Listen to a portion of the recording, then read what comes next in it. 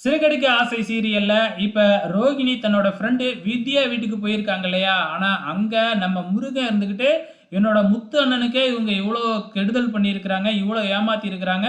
இவங்களெல்லாம் இங்க தங்க வைக்கவே கூடாது. நான் ஒரு காலத்திலயும் இத அனுமதிக்கவே மாட்டேன் அப்படின்னு ஒரே போடா போட்டுறாப்புல நம்ம முருகன்.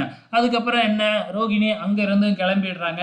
அதுக்கப்புறம் நேரா பார்வதியோட ஆண்டி வீட்ல வந்து அடைக்கலம் கேட்குறாங்க. ஆனா பார்வதி ஆண்டி இருந்துகிட்டு, இப்பதான் எனக்கும் விஜயாவுக்கும் வந்து சண்டையாயிருக்கு. இந்த நிலைமையில நான் உன்னைய இங்க தங்க வச்சேனா, நான் வேணும்னே பண்றேன் அப்படின்னு தான் அவ நெனச்சுக்குவா. அவ எனக்கு பிடிக்காதத செஞ்சா தான். இருந்தாலும் அவ என்னோட ஃப்ரெண்டு தான். அதனால உன்னைய இங்க தங்க வைக்க முடியாது. வேணும்னா இந்தா ரூ. 10,000 பணம் செலவுக்கு வச்சுக்க அப்படின்னு குடுக்குறாங்க. ஆனா வந்து பார்த்தீங்கன்னா, இந்த ரோகிணி அந்த பணத்தையும் வாங்காம கிளம்பிடுது அங்கருந்து. அதே டைம்ல இங்க மீனா போய் முத்துக்கிட்ட பேச முயற்சி பண்றாங்க.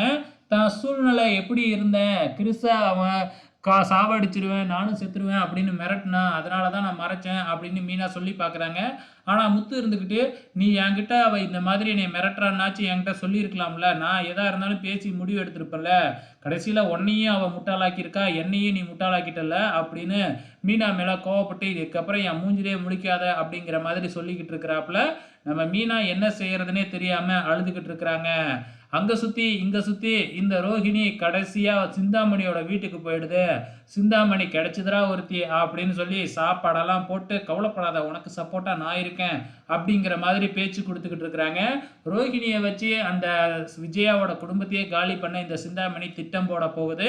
இங்க நம்ம மனோஜ் எல்லாருமே சேர்ந்து கிண்டல் பண்ற மாதிரி மனோஜுக்கு அப்படியே கற்பனையில தோணிக்கிட்டே இருக்கு. இந்த பக்கம் முத்துவும், மீனாவும் சேர்ந்து கிண்டல் பண்றாங்க. அந்த பக்கம் நம்ம மொட்டை ஃப்ரெண்டு, அப்புறம் வந்து பார்த்தீங்கன்னா, இந்த ஜீவா எல்லாருமே சேர்ந்து கிண்டல் பண்ற மாதிரி வந்து பார்த்தீங்கன்னா, நம்ம மனோஜ் வந்து அப்படியே பயங்கரமா படுத்துக்கிட்டே கத்திக்கிட்டு இருக்கிறாப்புல. இதோட இன்னிய எபிசோடு முடிஞ்சிருச்சு. வெயிட் பண்ணி பார்க்கலாம். அப்கமிங்ல என்ன நடக்க போகுதுன்னு.